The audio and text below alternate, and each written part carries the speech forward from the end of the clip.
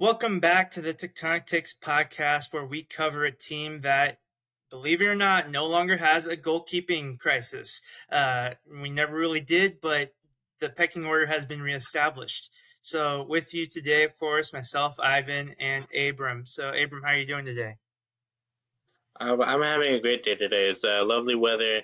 Woke up early, got to do everything I wanted to do today. I'm doing well. Yes, I'm doing well as well. So it was a busy week for the Tectonic Takes crew, of course. Abel and Favi were in Vegas for this weekend covering the CONCACAF Nations League. So if you haven't been following them on Twitter, make sure to follow them to check out all their fantastic coverage of the Nations League. We'll talk about that in a moment. And we'll talk about a 0-0 draw that happened in the Bay Area. I was at one of them this weekend when the Oakland Roots drew 0-0 to the Pittsburgh Riverhounds, but we're not talking about that today. We're talking instead about the 0-0 draw versus Portland at home. What were some of your initial reactions to that game, Abram? It was frustrating. You could obviously see the deficiencies that we have in this team when we don't have a lot of our first team guys. For me, the biggest, you know, uh, drop in quality is in the center midfield with Jutin being, our starting center defensive mid. When we don't have Grezzo, we miss a lot of ball progression, passes from deep, and it showed a lot, and it made us struggle higher up the field. Right.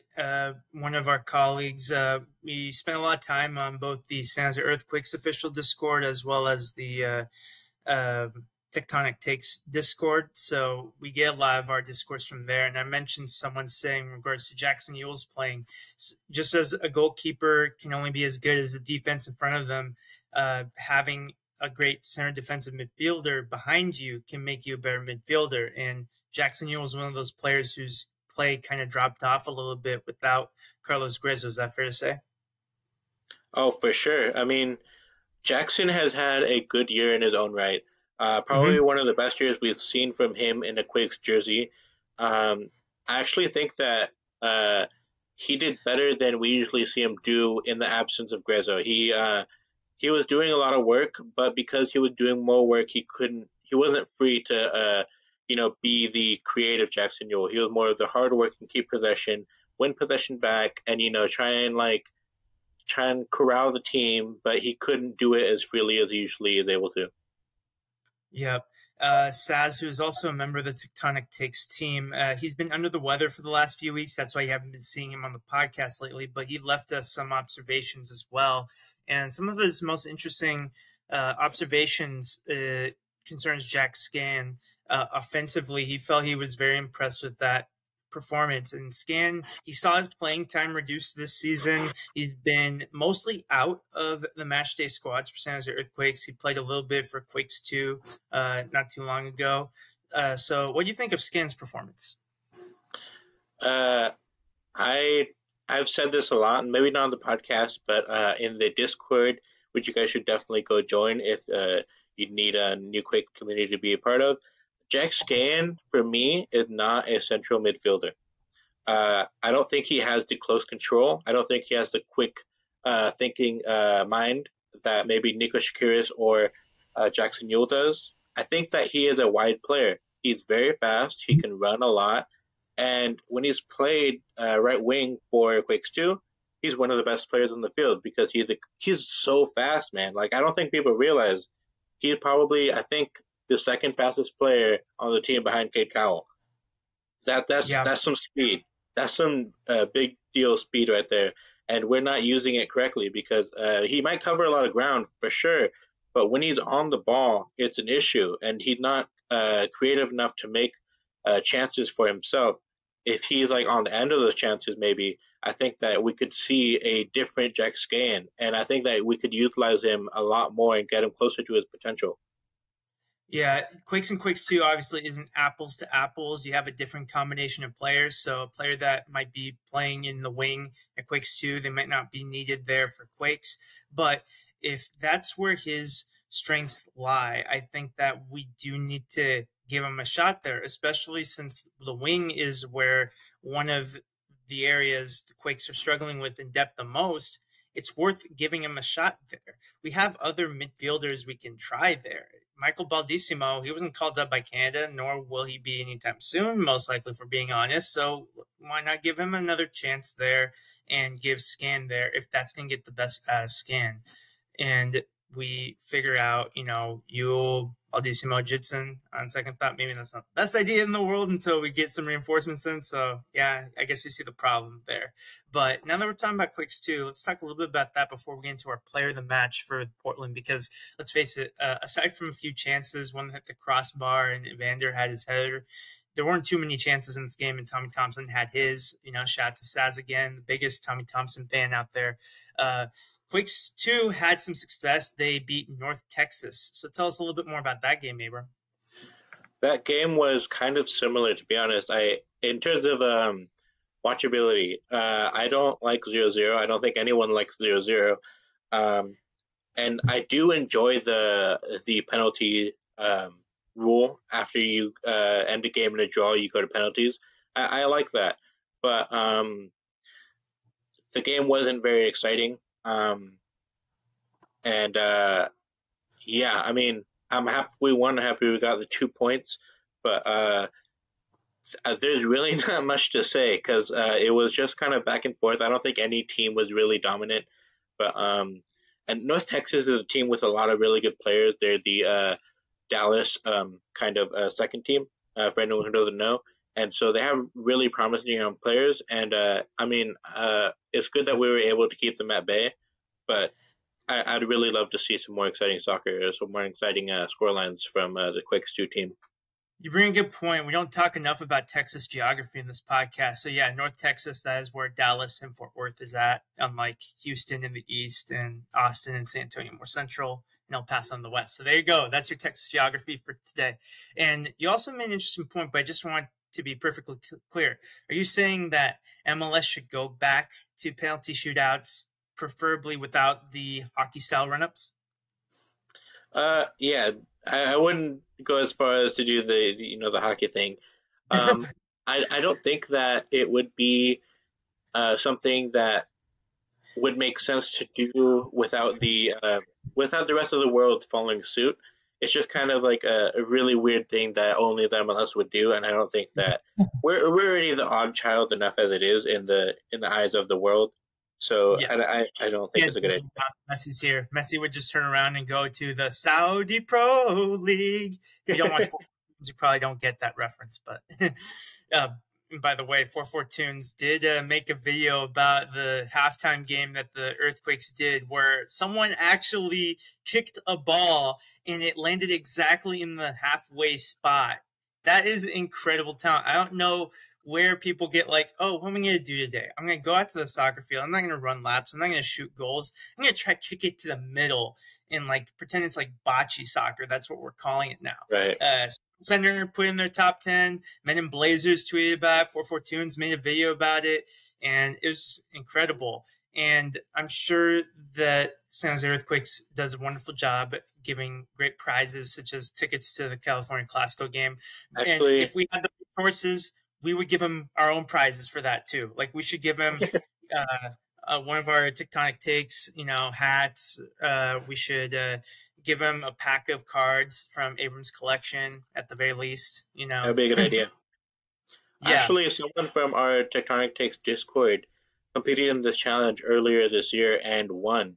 Bitcoin 89 or Espinosa's #1 simp actually won that challenge, and they were given a Roku TV. So wow. It's great. Right. I probably wouldn't be quite as excited for that prize just off the fact that I had to figure out how my uncle's Roku TV worked to play the Nations League games yesterday. So I'm a little bit salty about that. I missed the first few minutes of the Canada-USA game, but it is a really good prize. So congrats to Bitcoin 89 for that. And while we're on the subject of Bitcoin 89, his community question. What goalie do you think the Quakes should stick by long term, Daniel or JT? And this is where I will politely say we are done talking about this after this question. We love all of our community questions, and we like to fit in all of them since we get a good amount of them that we can fit them all into our shows. However, it's done. It's tired. We're exhausted, and Daniel has locked down that spot. Unless, we hope he's not absent for any reason. It's going to be Daniel's spot to lose. Maybe JT gets a game in the Leagues Cup. Maybe. But the way that people are hyping this up, now that the Leagues Cup is going to be Messi's debut, I don't think this is going to be a competition where, like the U.S. Open Cup, with all due respect to the U.S. Open Cup, where we see MLS teams rotate a little bit more because the caliber of opposition is MLS and Liga MX teams. So it's likely going to be Daniel playing in goal for as long as he's available. So that's where we stand, and that's our player of the match. He's in the team of the week. There's not much else that needs to be said, right? Yeah, I mean, we do. I mean, there is a little bit left to be said. JT is an amazing keeper by his own right. He's probably the best number 2 in this league. Yeah.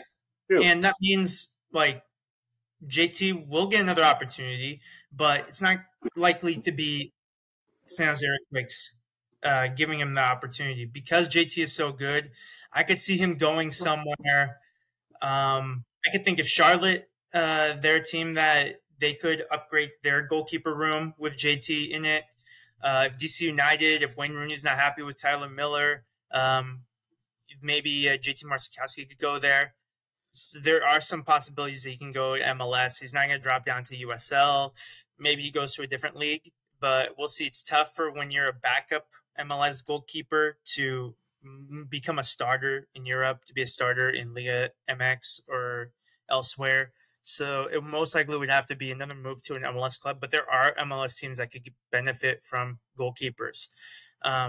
So we do wish JT Marsikowski the best, and he's still a San Jose Earthquakes team. He's still going to be an important part of the locker room and that team spirit, as he's always been. But right now, Daniel's just been that solid that it's what was once a valid question no longer really is. And it's no fault of JT. It's just a reality of the goalkeeper position in professional soccer. We'll go into our next community question because another player that impressed in this game was Nico Securus. So your local Latino asks, with Nico's impressive first start this season, it is possible that we begin to look to place Jamiro as he nears 30. Jamiro Montero, of course, is currently on international deal with Cape Verde. I don't like how he's saying because he's turning 30, we just got to start thinking about life without Jamiro Montero. I turned 28 in 2 months, so it's not that far from me. But what do you think? Is Securus destined to be the Jamiro Montero replacement, or is he going to be a different type of midfielder, Abram? They are different types of midfielders. I think that Jamiro Montero is a wonderful creator, a very hard-working player, but that's the thing. He's also kind of a freak of nature in how much he's able to run, how much ground he's able to cover, then turn around and then run out of the opposition defense. He's such a great player, and I don't think age is going to come into it for a while. I don't think we're going to have to worry about that right now. He is on a DP contract, and we could be looking at buying him down to get another DP to replace him. But I think to give credit to Nico as well, he's a wonderful player. I think that Nico is probably the future of this Quakes midfield, and I think that he does have a lot of qualities, and he also has an amazing work rate in his own right. But he just turned 18 today, as of recording this. He just turned 18. Nico. That's insane. Sorry, yeah. What? Yeah, just wishing Nico happy birthday there. Yeah, so, happy birthday, Nico. And yeah, so he's got his whole career ahead of him. I think that he has all the tools and the desire he needs to become a great player in MLS and maybe beyond, of course. And maybe we'll get to see when Jamiro Montero does return, we can see them play together. I think that could be an interesting combination as well. I do think, though, that we're not really in the era of experimentation at this part of the season. And some would argue that there really isn't too many places to experiment in MLS, albeit now 9 teams from each conference make the playoffs. So there is a bit of wiggle room. And with international duty and double game week fixtures, there will be some shuffling of the deck. We'll see if that opportunity presents itself. Robert Muldoon asks, what are thoughts on the fullback situation without Trauco and Acapo? Both of them performed pretty well in international duty as well. Trauco for Peru, he was present for the whole game in a 1-0 friendly win in Korea against South Korea. And Carlos Acapo, he's in a pretty tough Africa Cup of Nations qualifying group. Equatorial Guinea was successful in beating Tunisia, and now they have to defeat Cote d'Ivoire. So, or at least, hopefully get a positive result against them, because African qualifying, whether it's for the Cup of Nations or for World Cup qualifying, is always really difficult. But they're by far, in my opinion, our best fullbacks. And maybe that's a little bit harsh for Paul Marie, but I feel like they offer us a lot more in the areas that we need the Quakes to be successful in so they can get positive results. And not only that, but that affects Cade Cowell better so that he has better service to attack defenders on the wing. And it also allows Tommy Thompson to come in not as a sub fullback, but as a sub midfielder option. So, Abram, what are your thoughts on the fullback situation? Yeah, I mean, those two, Acapo and Trauco, are top MLS caliber players. I think any team would be happy to have them on their team. I think that specifically on the left, because Paul Marie can do a job on either side and held his own multiple times this season.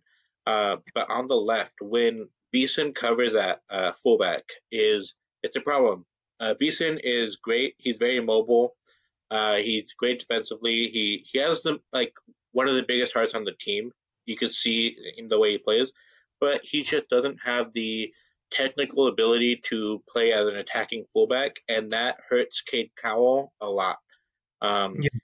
If Trauco isn't there to support and take the load off of Cade, creating from the left-hand side, he gets exposed a lot more often. And I think that this game was very apparent, where Cade didn't play awful, but he wasn't able to create because there was 3 guys on him, and he couldn't break through that wall, and he didn't have the option this time to turn around or the overlap that he did with Lopez or Marie. He didn't have that option this time. So it's really a big deficit on the left-hand side when we don't have Trauco. Right. I think that when you watch soccer, you can understand that it's really difficult to shift a left back to a right back and vice versa. That's an even tougher shift if you're shifting a center back to either of those positions. And that's what Beeson is trying to work with. And Beeson's role in the squad right now is that he'll take minutes wherever he gets it. Now that everything's good with Jonathan Mensah, as far as we know, and this was a question that John at Jamil78 asked, is he forgiven now? It appears so, now that he's starting.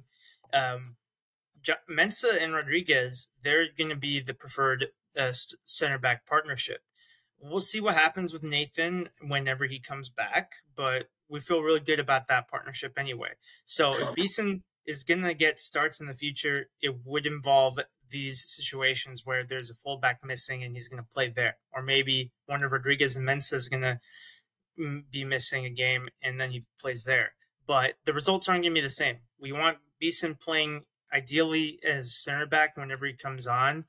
But the situation that we're in, we're going to be trying a few different things to see what the depth is. And that's the name of the game for every team in MLS right now. Every team in MLS, and that's a good thing, but it's also a problem for managers to figure out, is dealing with international call-ups. Like one of the worst teams in MLS, Inter Miami, to have 2 center backs called up. Kamal Miller for Canada, and they have a player whose name escapes me. He was playing for Ukraine the other day, or it might have even been earlier today. So that is, a situation that it's not just the Quakes dealing with, we're dealing with it. And And I also want to say on Mensa, The other question that real John quick. asked us. Oh, what was that? You cut out for me completely. I thought you were finished talking. Sorry. Okay. Are we good now? You cut out for like 10 seconds. Okay. I'll just repeat my thought real quick and then we'll continue. So Beeson is going to be part of that experimentation while players are missing, and that's something that a lot of MLS teams are dealing with, as many players are dealing with international duty. Many clubs are dealing with that, if not all of them. And the last question from John we got is that why can't the Quakes score without Montero, and who can they recruit to provide cover? And I thought about players I would like to see at least their level. Watching Panama play, one of the standout players for me was Adalberto Carrasquilla. Of course, Houston Dynamo aren't really keen on letting him go. And then the dream would be if we could bring in a Lucas Zelarayan or a Daniel Gazdag level player, which I think that Montero is probably just a tier below those two players. And that's why I was saying when we covered the Philadelphia Union game that while many fans were sad to see Jamiro Montero go, it made things easier for them when Daniel Gazdag is kind of an improved version of Montero there. So those are the players that I would like to see the San Jose Earthquakes try to pursue in this window. Whether or not they will, who knows? But one of the biggest opportunities of scouting for MLS teams is CONCACAF tournaments.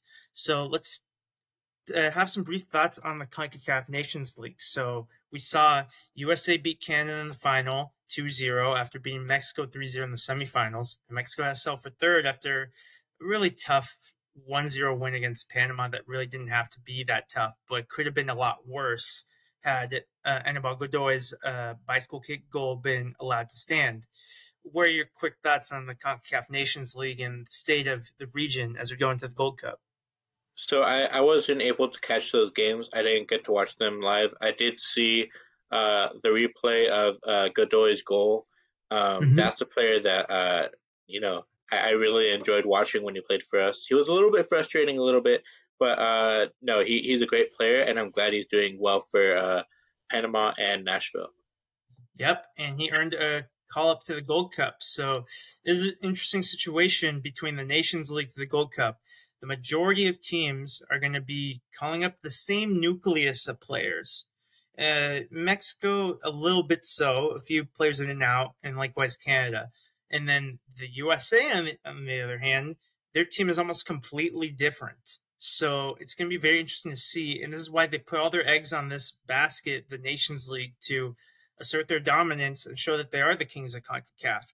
Whether or not everyone feels that way based on the Nations League, who knows? But what we do know is that with the USA's best team that they could assemble, they beat their two biggest rivals in this tournament. So we'll see what happens when they bring on their B team, which includes Cade Cowell, and that's not a bad position to be in. We want Cade Cowell to be involved in the USA picture in some capacity, and this is still a good opportunity, and this is still a good tournament. Let's quickly get into my predictions. Note at the time of recording, we don't know the identity of the three final qualifying nations. We only know 13 of the 16 Gold Cup teams. Those final three teams will be one of Guadeloupe versus Guyana, Martinique versus Puerto Rico, St. Kitts and Nevis versus French Guiana. There's a couple interesting players here and there from those teams. The one that sticks out to me is Romain Sawyers for St. Kitts and Nevis, but to be honest, we're not expecting too much from those teams, so I feel confident with my predictions based on the information we have.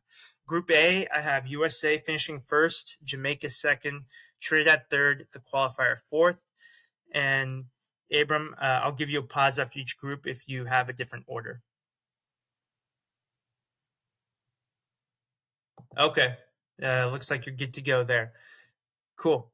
All right.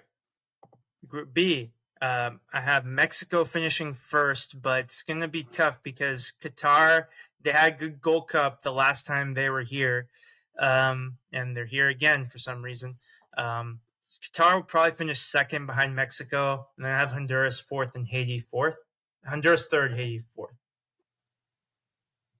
Yep, sounds good. Cool.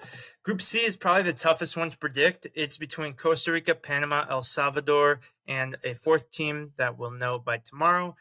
I think that Costa Rica is going to probably surpass Panama. I don't think Panama are too happy with their performances, as well as they did give it their best shot in the Nations League. And I think Costa Rica could be that next team up, along with Jamaica, to kind of spoil the order of things. So Costa Rica wins this group, Panama second.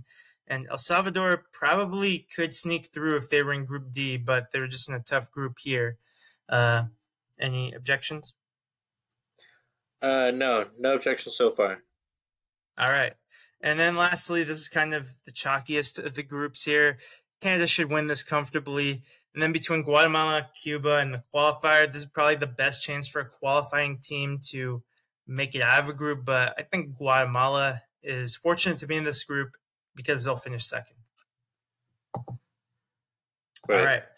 So the way this tournament works, rather than the winner of A facing the runner-up B, like in the World Cup and in most tournaments, it's going to be A versus D and B versus C.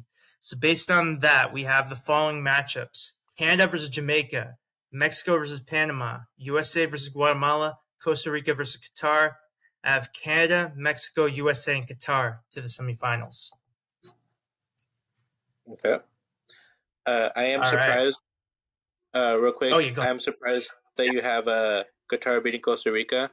I can't say I've seen much of Qatar during the tournament, but they had a poor showing in the World Cup. And I haven't seen them recently, like I said, but I do trust your opinion. But I just, find it shocking.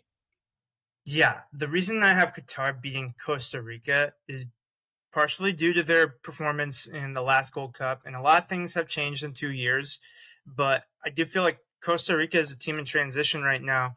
They're still relying a little bit on Celso Borges and Joel Campbell, and of course Keylor Navas. If this is the trickiest of the quarterfinal matchups, although Canada versus Jamaica is also pretty tough too. I just think that I usually like to pick at least one of the runners-up to cause the upset. It's between them or Jamaica, but Canada is still, I believe, they're the second best team in CONCACAF. Jamaica just got a rough draw there.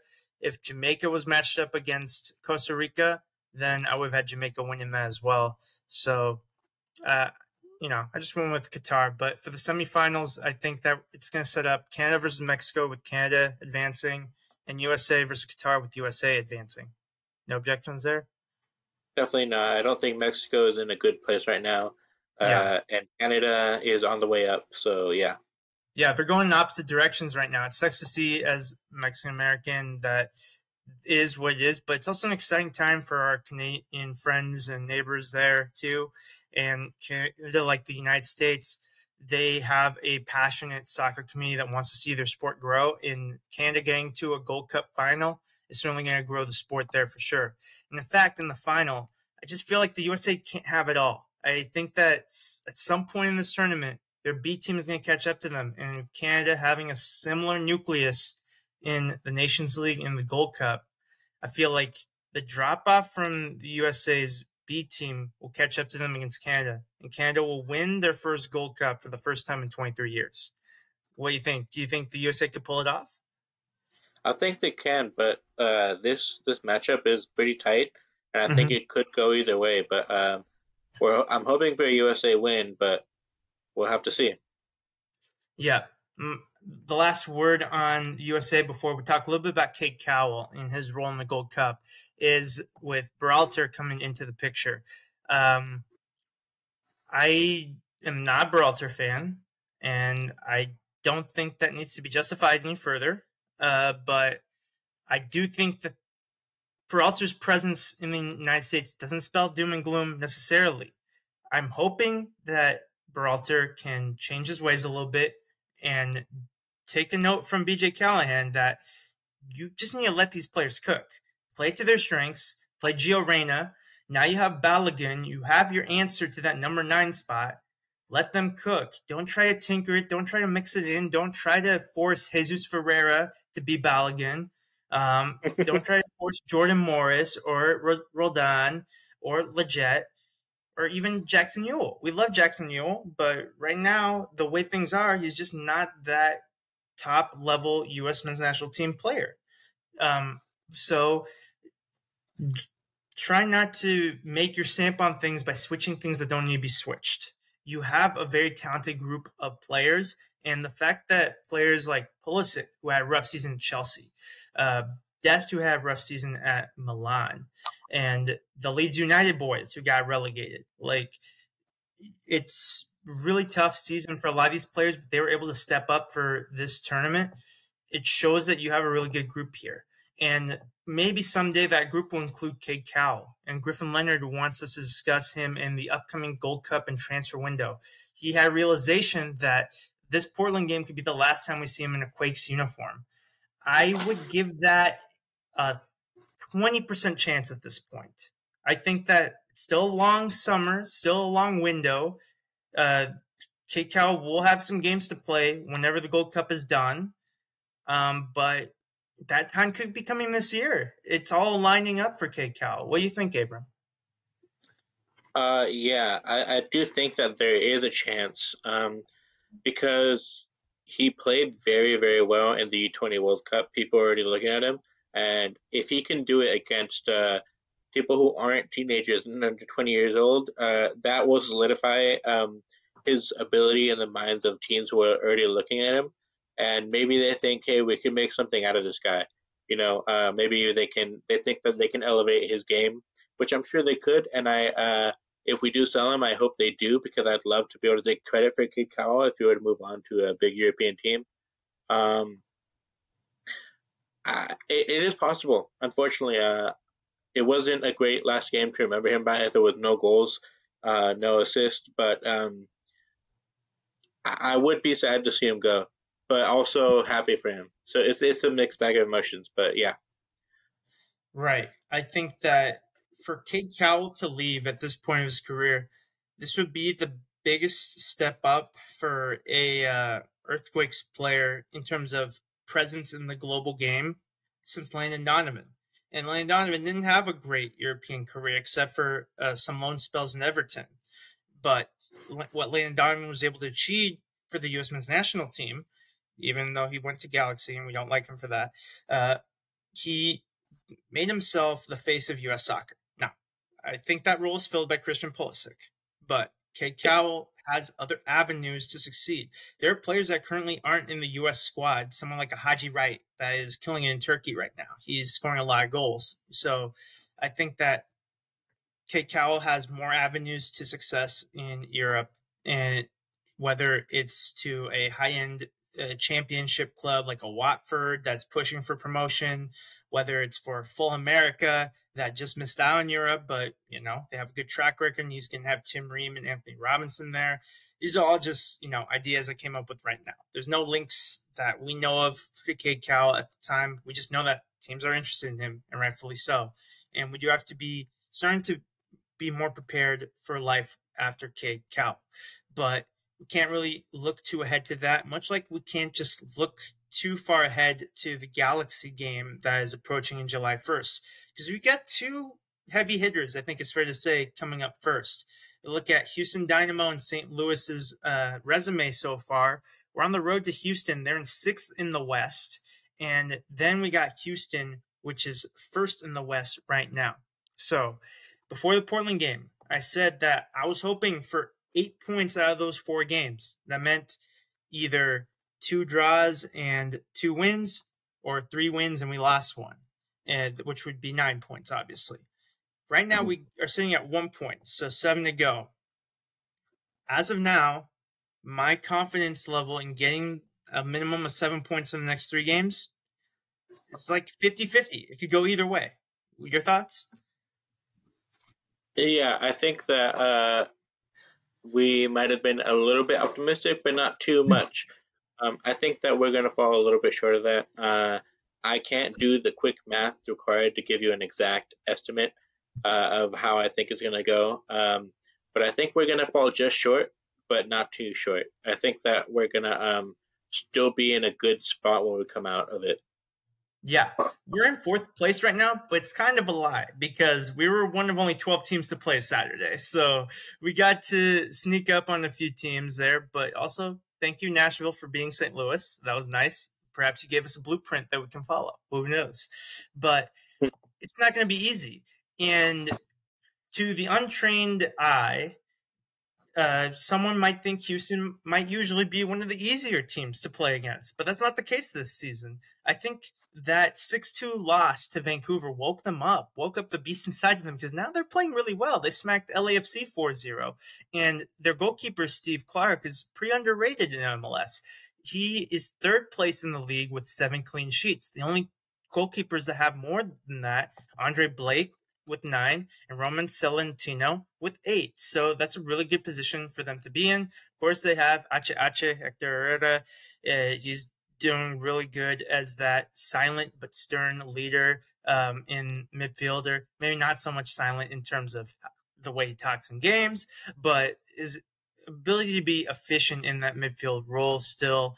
And Houston Dynamic Dynamo podcast asks, what strategy do you think works best against the Dynamo? Lately, the Dynamo have been playing more off the ball, allowing the other team to get possession and having them play on the counter. They struggle with the creative midfielders, so knowing that's their strategy, you think this suits y'all game? I think we might be suiting their style of game if they want to see possession, because the Quakes have been getting a lot of possession lately, right? Yeah, against Portland, we got 55% possession. We had more passes. They had more shots. They had more shots on target, unfortunately. So that's why I'm nervous about this game, because I think that, like you said, we're happy to take the possession that they're willing to give us, and unfortunately, we might get caught on the counter. Rodriguez is a very fast center back, but I don't think that he's going to be able to do it all by himself. And Houston are on the up. They have momentum, and we are kind of like leveling out, I feel, after our initial success earlier on the season. If I was a coach, if I'm Luchi Gonzalez, my plan of attack is to try and score early. I think I said this when I was on the Houston Dynapod. If we can score first, then we should be able to win. But that's much easier said than done. Yeah. Looking at this Dynamo team, I see Arthur, who is a very solid MLS center midfielder from Brazil. If you need some Galaxy level motivation for this game, you have a former Galaxy defender, Daniel Steres. You have a former Celtic center back in Erik Sviatchenko from Denmark. So there's quality all around this side, even without Adalberto Carrasquilla, who's usually helpful to Hector Herrera there. They have Corey Barrett as well, who's been around the block in MLS. He knows how to score, former Real Salt Lake player. And one of their newer strikers, the 21-year-old Ibrahim Aliyu, as well, is one to look out for as well. So you can't sleep on Houston Dynamo. And I still maintain you can't sleep on St. Louis, but I feel like when they do come to town on Saturday, and I'll be at the game for that one, they're coming in a similar spot that LAFC were when they came to Levi's. They're missing a few key players. Joao Klaus is still injured. Edward Leuven was injured as well. And they're without Blom from international duty in South Africa. So this could be the opportunity to get that bunch of 3 points there, potentially.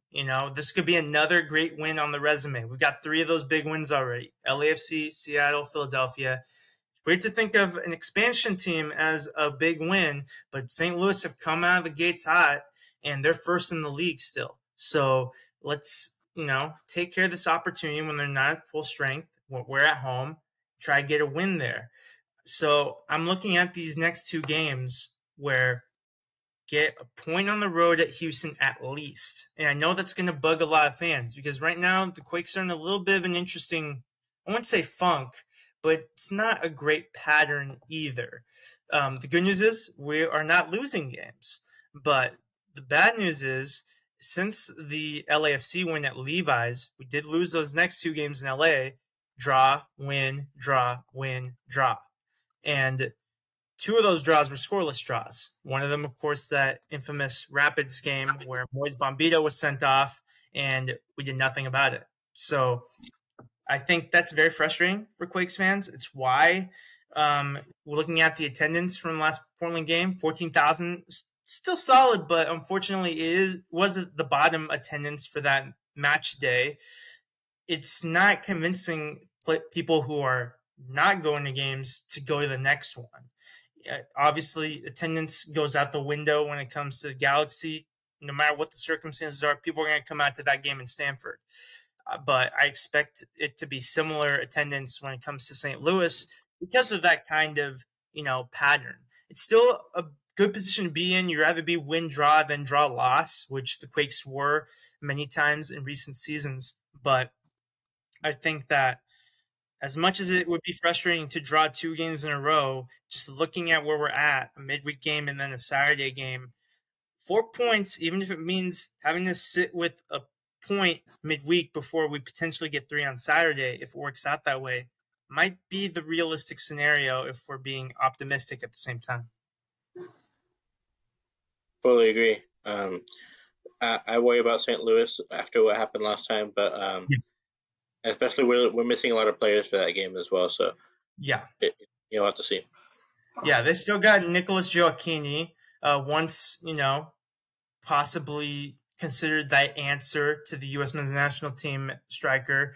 Another former U.S. men's national team potential prospect, Indiana Vasilev, as well. He was on the Aston Villa books for a long time, never really got a look in there. And they've got a solid defense, too. They'll be without Kyle Hybert, who got red card in that Nashville game. But that defense, the rest of it with Tim Parker, Lucas Bartlett, and Jacob Nowinski, they play a lot of minutes together this season. So they got good consistency going at St. Louis.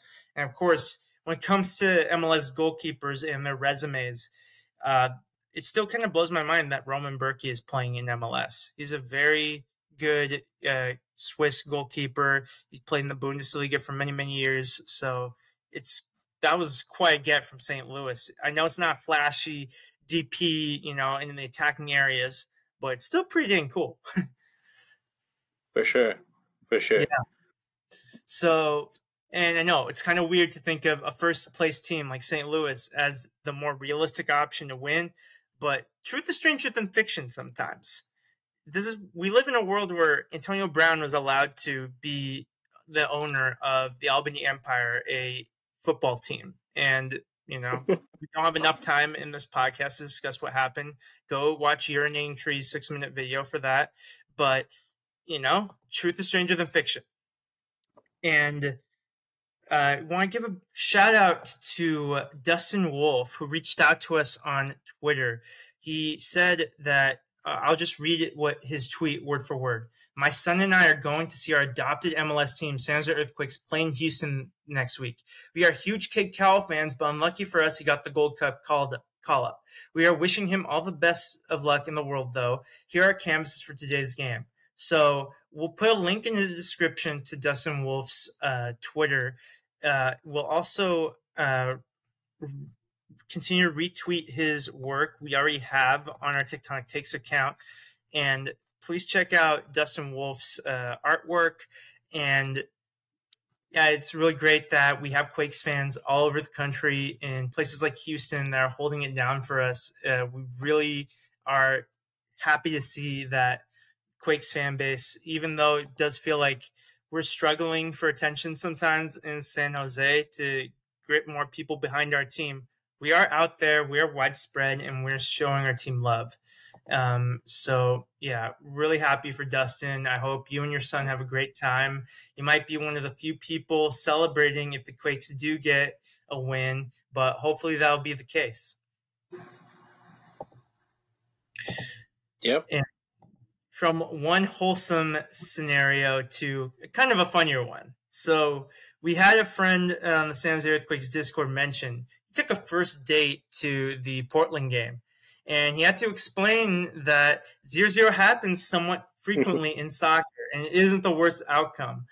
And he was worried that because of it being a 0-0 draw, it was a bad date. Would you have that same fear if that happened at your first date, Abram? Honestly, I can't be too positive. Yeah, I would have that worry. I mean, obviously, at the time you spend together, which is the main thing, actually brought my sister to her first Quakes game, and hers was the Portland game, and I had the same worry that I was worried that maybe she didn't have a great time at the game. She seemed to enjoy it. Not a soccer fan, but How old is your yeah, sister? I'm really sorry, dude. Sorry, go ahead. How old is your sister, Abram? My sister, I believe she's 20. She's 20 Oh, now. Uh, all right. yeah, If it was like a younger child, like 6 or no, 7 year old, like they don't really pay attention to the sport. They just no, like to they see don't the. care. But a 20-year-old, yeah, they probably have some other alternative ideas to spend their Saturday if they're not feeling the game. So that might be a little bit of a concern. But they're also a family. You'll continue to expose them to other soccer games and hopefully keep the hope alive there. And this situation reminded me of a conversation I had with my fiance, Nicole, because I've taken her to some soccer games that it also ended 0-0. And she comes from, she's a diehard baseball, diehard Giants fan. So baseball does have some low scoring games, but, tend to be higher scoring than soccer. So it was tough to convince her, but she, is willing to support me. And, I go to Giants games with her. She goes to Earthquakes game with me. So there is hope for you there. Do not lose hope if you take a first date to a 0-0 or a blowout lost. There is hope out there. That's the moral of the story. Yeah, and for sure not over. And I mean, it was always going to be a risk when you took her to a Quakes game. Like, come Yeah. on, man. Yeah. So our final thing to leave you with here before we close off our episode. So we have a big guest coming next week, joining Abel, and myself. And we're going to briefly touch upon the Houston and St. Louis games. But because it's the California Classico, we're going to devote the majority of the time to previewing the LA Galaxy game. And I couldn't ask for a better person other than my buddies here to do it with than the amazing Kylan Mills. She is one of the presenters for the Quakes Weekly YouTube series with Chris Dangerfield and Carlos Eustace. She is a Bay Area sports reporter. She covers all the Bay Area teams. She is phenomenal in the work she does, and she is graciously made time to record with us next week to talk about this game. I met Kylan Mills for the first time at the LAFC win at Levi's Stadium. Super humble, super knowledgeable, great person, and can't wait to talk to her about this game. Abram, are you excited? Amongst other things, when you told me that I was going to be, part of the episode, I was like, are you sure you want me to do it? I'm just so nervous. I've been a journalist for a very short time now, and this is probably, one of the biggest, guests I've spoken to in my short career. But I'm also very excited. I'm a big fan of her work, so it's going to be great. I have been in your position before, Abram, when Fabi and I had a chance to talk to Quincy Amarikwa in our very first season doing the Tectonic Takes podcast. I was super nervous as well. Not only was Quincy Amarikwa one of my favorite San Jose Earthquakes players, he is probably the best soccer player to come out of UC Davis, which is my alma mater. So I definitely did not want to embarrass myself. We had that Aggie connection, and it was a really honor to work with Quincy Amarikwa. He does a lot of great work for the community as well. Speaking of, great work for the community, something that I do want to also mention before we close this video as well. We are recording on Juneteenth, and it's very important to just recognize that Juneteenth honors the freedom of all people in the United States and in the world. And people were not granted that free, unconditional freedom, especially the former slaves, until 1863 in this country.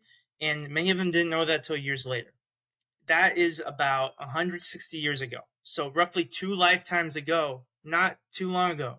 So when people in our community talk about racism they experience in their lives, in school, in the workforce, anywhere, it is completely justified for them to express their emotions. And we have to listen to them. We have to provide places of healing, the opportunity for them to be heard, to have their voices amplified. And especially now more than ever, we really need to support each other in our community. There are a few instances of racism in international soccer today. Many things are being passed as laws, legislation that are harmful to many groups. This is also Pride Month, and many people are becoming more vocal in their opposition to people who celebrate Pride, those communities, the LGBTQ plus community, and many people still experience racism in subtle and non-subtle ways. Whether you're Black, Latinx, Asian, uh, Indigenous, these are all valid experiences that are being felt right now. So it's important that we honor Juneteenth. I was very pleased to see more and more places of work offer that as a day off, but it's important to understand why that's being the case, that we take a hard look of ourselves in the mirror as people, as a community, as a country, as a global community now, to become better versions of ourselves. This is what I tell myself, when, I go out to work, to teach, that I want to be a better person than I was yesterday, whatever that means. I can always give a little more. And teaching at College of Marin and SF State, the large majority of my students are people of color. Many of them are part of the LGBTQ plus community. Many of them are women or other, groups that have been marginalized. And I want to make sure that I use my position of privilege and power as an instructor to amplify their voices and give them that feeling of safety and respect. And that's one thing that I can do for my job. I know you do many great things with your roles, Abram, and I think that it's something I want us all to be more cognizant of. For sure. That was a beautiful message. Thank you for that, Evan. Yeah. So this is a very important time. I know that last part didn't have a lot to do with soccer, but it's bigger than soccer. Thank you for listening this far. Thank you for listening to our video and continue to support us. Drop a like on YouTube, share with friends, drop a comment. If you want to be featured on our show, you can send us a community question.